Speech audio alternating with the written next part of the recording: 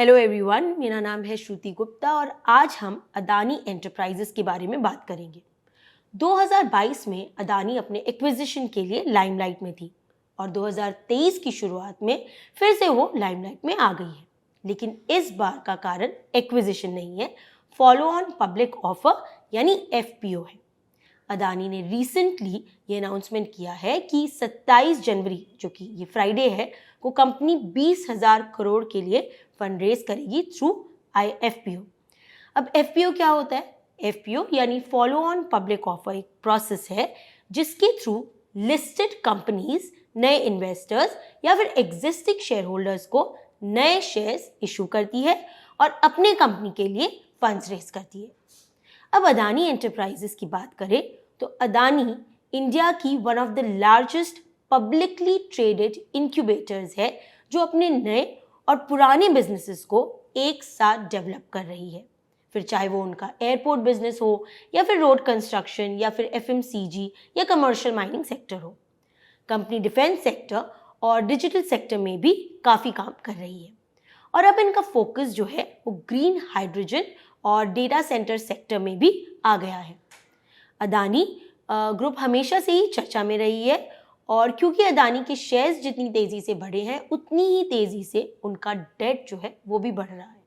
पिछले साल ही अदानी ने काफ़ी सारे एक्विजिशंस भी किए थे जिसकी वजह से इनका जो लिवरेज है वो काफ़ी बढ़ गया है और FPO के थ्रू ये अपना जो लिवरेज है उसे कम करने की कोशिश कर रहे हैं।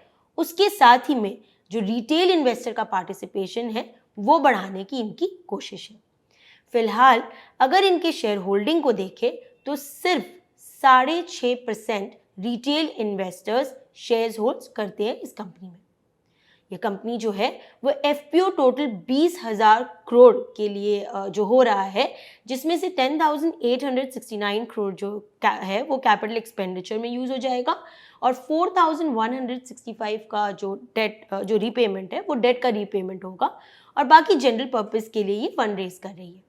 FPO का जो प्राइस बैंड है वो लगभग 3,112 टू 3,276 पर शेयर सेट किया गया है और इनका जो लॉट साइज है वो 4 शेयर्स है।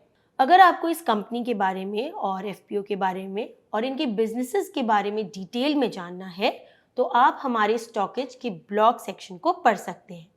अगर आपको ये जानना है कि अदानी कौन कौन से सेक्टर में है या फिर कौन कौन से बिजनेसेस में है तो आप स्टॉकेज का जो फीचर है बिजनेस हाउस फीचर उसमें जा सकते हैं, जिसमें आपको इस बिजनेस ग्रुप के अंडर जितनी भी लिस्टेड कंपनीज हैं उनके बारे में जानकारी मिल जाएगी। वीडियो देखने के लिए थैंक यू।